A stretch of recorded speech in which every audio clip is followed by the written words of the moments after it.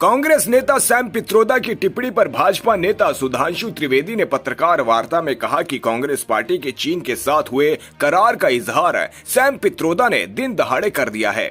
गंभीर बात यह है कि जिस प्रकार की बात सैम पित्रोदा ने कही है वो भारत की अस्मिता, कूटनीति और संप्रभुता पर बहुत गहरा आघात है। इसी प्रकार के कई बयान राहुल गांधी भी विदेश में दे चुके हैं। कुछ समय पहले उन्होंने अपने विदेश दौरे पर कहा कि चीन ने बेरोजगारी की समस्या को बहुत अच्छे से दूर किया है। गलवान में हमारे 20 सैनिक शहीद हो गए और उसके बाद आपके नेता इस प्रकार की भाषा बोलते हैं तो ये निंदनीय है।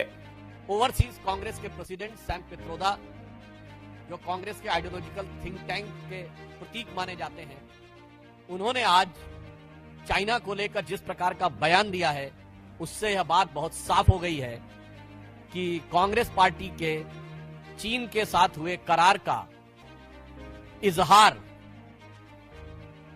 सैम पित्रोदा ने दिन दहाड़े कर दिया है। प्रत्यक्ष रूप से साफ साफ दिखाई पड़ रहा है। और ऑन द लाइटर नोट में कहना चाहूंगा, हिंदी में कहावत होती है, गुरु गुड़ रह गए और चेला शक्कर हो गए। मगर यहां जो चेला है वो तो गुड़ रह गए और गुरु चीनी हो गए। परंतु गंभीर बात यह है कि जिस प्रकार की बात सैम पित्रोदा जी ने कही है वो भारत की अस्मिता, भारत की कूटनीति और भारत की संप्रभुता पर बहुत गहरा आघात है। उन्होंने इस प्रकार की बात कही कि चीन के साथ तो किसी प्रकार का विवाद ही नहीं है, जैसे भारत ही अग्रसर की भूमिका में, यानी आक्रामक मुद्रा लिए हुए। और ये कोई उनका अलग बयान नहीं है। जो ओवरसीज कांग्रेस के चीफ है, यानी समुद्र पारी कांग्रेस के प्रमुख हैं।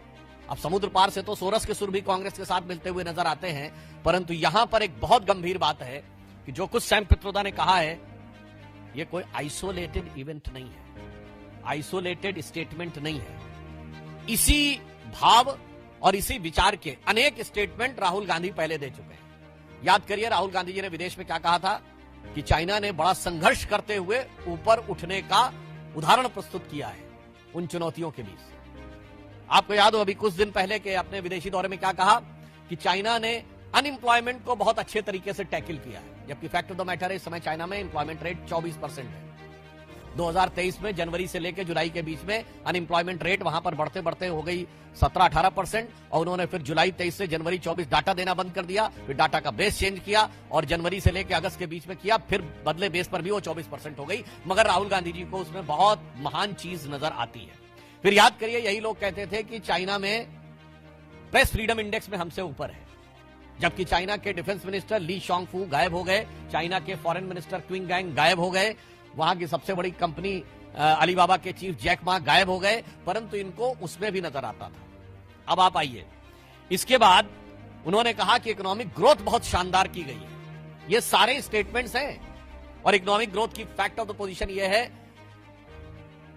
कि 2024 में दुनिया की सबसे बड़ी रियल एस्टेट कंपनी, जो एक चाइनीज कंपनी थी एवरग्रांड, उसकी लिक्विडिटी हो गई। हांगकांग कोर्ट ने कह दिया लिक्विडेट कर दिया जाए। चीन के ह्यूनान प्रोविंस में कई बैंक्स बैंकरप्ट हो गए, कितनी रियल एस्टेट कंपनीज बैंकरप्ट हो गई, that is one other thing. उस प्रक्रिया में जब हम यह देखते हैं कि यह बयान सैम पित्रोदा का आया है, पहली बात तो हम बहुत साफ करना चाहते हैं, भारत सरकार प्रधानमंत्री श्री नरेंद्र मोदी जी के नेतृत्व में विश्व के हर देश के साथ अच्छे और सौहार्दपूर्ण संबंध चाहती है, परंतु वो राष्ट्रीय स्वाभिमान, सुरक्षा और सुदृढ़ता को बनाए रखते हैं। अब इसके बाद उनका यह बयान कहना, तो मैं पूछना चाहता हूं, यह गलवान के शहीदों का अपमान है कि नहीं?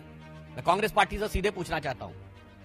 गलवान में जो हुआ, हमारे 20 सैनिक बलिदान हो गए और उसके बाद यदि आपका ओवरसीज का चीफ इस प्रकार की भाषा बोलता है तो यह निंदनीय है, भर्त्सना योग्य है और यह भारत और भारतीय सेना, भारतीय सैनिकों के बलिदान का घनघोर अपमान है।